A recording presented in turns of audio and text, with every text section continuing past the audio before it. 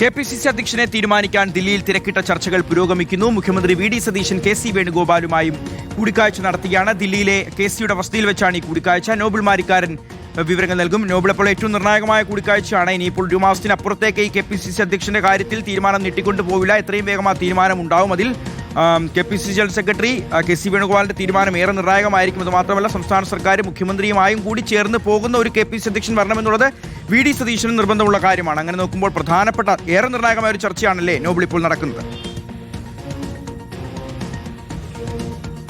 ഷിയാസ്, ഏറെ നിർണായകമായ എന്താണെങ്കിലും ഇപ്പോൾ നടന്നുകൊണ്ടിരിക്കുന്നത്. പ്രധാനപ്പെട്ട കാര്യം എന്ന് പറയുന്നത് കെ.പി.സി.സി അധ്യക്ഷനുമായി ബന്ധപ്പെട്ട് ഇപ്പോൾ സർക്കാർ രൂപീകരിച്ച് 3 മാസം പിന്നിടുമ്പോഴും കെ.പി.സി.സി അധിഷ്ഠാനത്തിലേക്ക് പുതിയ ആളെ കണ്ടെത്താൻ ഇതുവരെ ഹൈക്കമാൻഡിന് കഴിഞ്ഞിട്ടില്ല. അതിന്റെ പ്രാഥമിക ചർച്ചകളാണ് ഇന്നിപ്പോൾ പ്രധാനമായും തുടങ്ങുന്നത്. ഇന്നു മുതൽ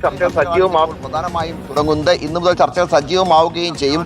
അല്പസമയത്ത് മുൻപാണിപ്പോൾ കെ.സി. വേണുഗോപാലിന്റെ വസതിയിലേക്ക് വി.ഡി. സതീശൻ എത്തുകയും കൂടിക്കാഴ്ചകൾ തുടങ്ങുകയും ചെയ്തിരിക്കുന്നത്. കൂടിക്കാഴ്ചയിൽ പ്രധാനമായും കെ.പി.സി.സി അധ്യക്ഷനുമായി ബന്ധപ്പെട്ട ചർച്ചകൾ തന്നെയാണ് നടക്കുന്നത്. കാരണം സംസ്ഥാനത്തെ കോൺഗ്രസ് നേതൃത്വവും ഒപ്പം സർക്കാരും ഒരുപോലെ മുന്നോട്ട് പോകണം എന്നാണ് ഹൈക്കമാൻഡ് ആഗ്രഹിക്കുന്നത്. അതുകൊണ്ട് വി.ഡി. സതീശനോട് താല്പര്യമുള്ള കെ.പി.സി.സി അധ്യസ്ഥാനത്തേക്ക് എത്തണമെന്നാണ് അതിൽ ഒരു നിലപാടുള്ളത്. അതുകൊണ്ട് തന്നെ ഒരു സമവായത്തിലെത്തിയ അധ്യക്ഷൻ പ്രഖ്യാപിക്കാനുള്ള നീക്കമായിരിക്കും എന്നാലും ഹൈക്കമാൻഡ് നടക്കുക എന്നാണ് നമുക്ക് മനസ്സിലാക്കാൻ കഴിയുന്നത്.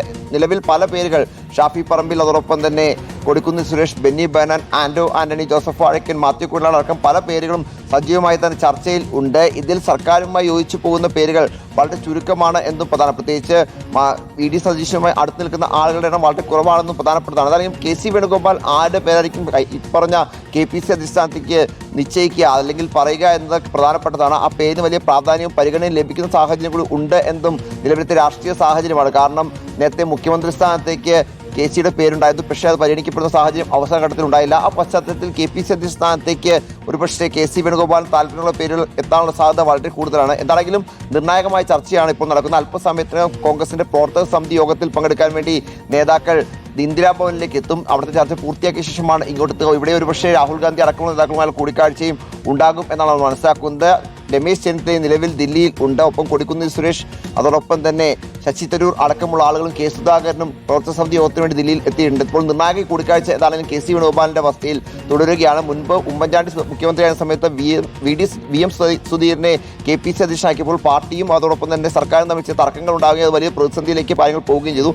അത്തരത്തിലൊരു സാഹചര്യം ഒഴിവാക്കിക്കൊണ്ടുള്ള കെ.പി.സി അധ്യക്ഷ പ്രഖ്യാപനത്തിലായിരിക്കും ഹൈക്കമാൻഡ് ഒരുങ്ങുക. ഇന്നിപ്പോൾ പ്രാഥമിക ചർച്ചകൾ പൂർത്തിയാക്കി വരും ദിവസങ്ങളിൽ ചർച്ചകൾ സജീവമാക്കി എത്രയും വേഗം ഓണത്തിന് മുൻപോ അല്ലെങ്കിൽ ഓണത്തിന് ശേഷമോ ഈ മാസത്തിൽ തന്നെ പുതിയ കെ.പി.സി അധ്യക്ഷനെ പ്രഖ്യാപിക്കാനുള്ള നീക്കമാണ് ഹൈക്കമാൻഡ് എന്താണെങ്കിലും നടത്തിക്കൊണ്ടിരിക്കുന്നത്.